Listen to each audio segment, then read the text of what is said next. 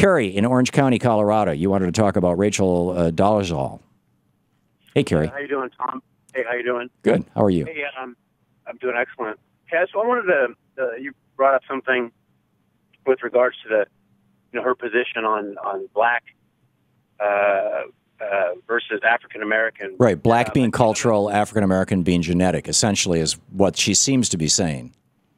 Well, I want to say something about that. I think that I think I have a unique perspective on it. Like going back to the '80s, and I grew up in the suburbs, and actually I went back and forth, in my junior high school years and whatnot, from the suburbs to where I went to school, to another part where the rest of my family lived, and there was a real dichotomy between the two different places.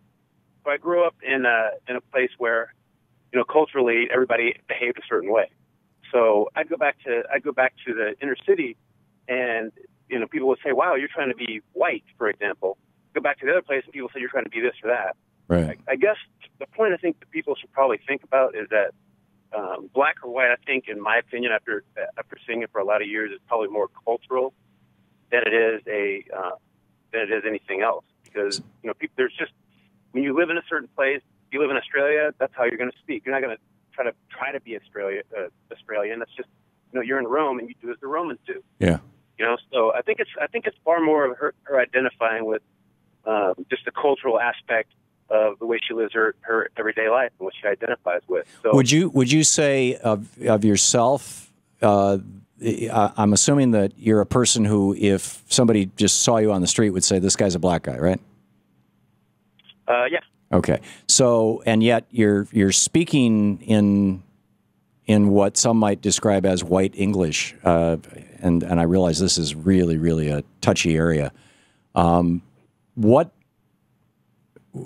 And I don't want to assume anything. Talk to me about this, Carrie. What led you to that decision, or to that culture? Is that because that's where you went to school with white folks? That's a beautiful question. It wasn't really. So think about this. You're 12 years old, and your parents grew up more of in a sort of a rural area, inner city area. Right.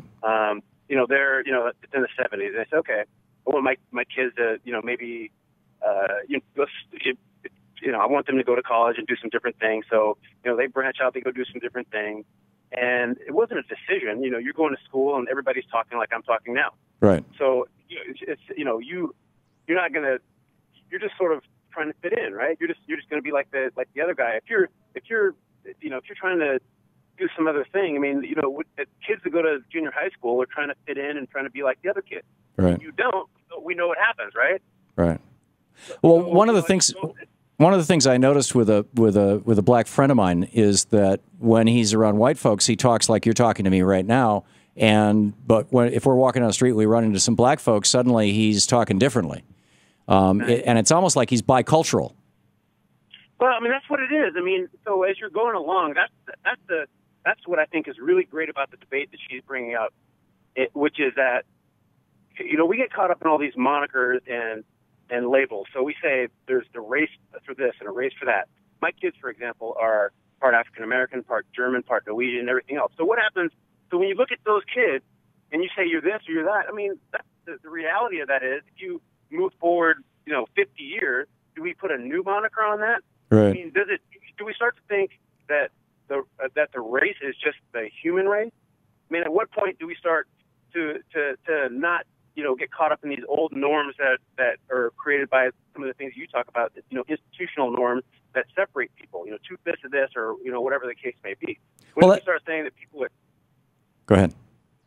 Listen, when do we start recognizing people as the human race with all these different little subcultures that behave in different ways based on whatever those backgrounds are?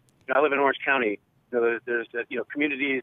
What I noticed is that black people or white people, African American or people of more European descent or whatever the case may be, there's an assimilation between both. You mentioned that your friend might see somebody and start talking more black. Well, I've been involved in sports all my life too, so yes, you kind of go back and forth, and what you see in some areas of the country is that you'll see like a mixture of where, people will kind of, not speak, Ebonics or, in air quotes, white. It's sort of a combination, like a hybrid of those two things. and they don't think about it as one thing or the other. That's just what it becomes, right? Well, and it's kind of a natural human tendency. I mean, Louise and I spent 2 weeks in Ireland, and by the end of those 2 weeks, I had a fairly faint but noticeable Irish accent, and it wasn't like I was trying to fit in. I mean, it's just I was so used to hearing people talk that way that I was picking it up,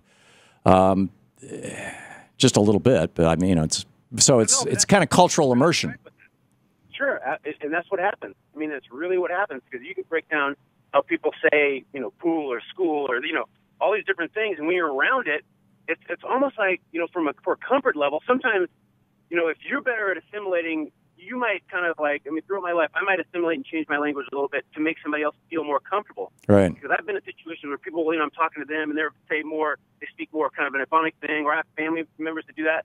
Yeah. You sort of go back and forth, and it's more of a comfort thing. But it's just two slight subcultures, right? I mean, yeah. Well, it's like what Kareem Abdul-Jabbar said. We're all members of the human race, and then we've got these cultures within that human race. Given the idea that race is a social construct. Kerry, thank you. That's I'm learning every day, and you're part of my learning. Thank you. Great talking with you, and thanks for listening to SiriusXM.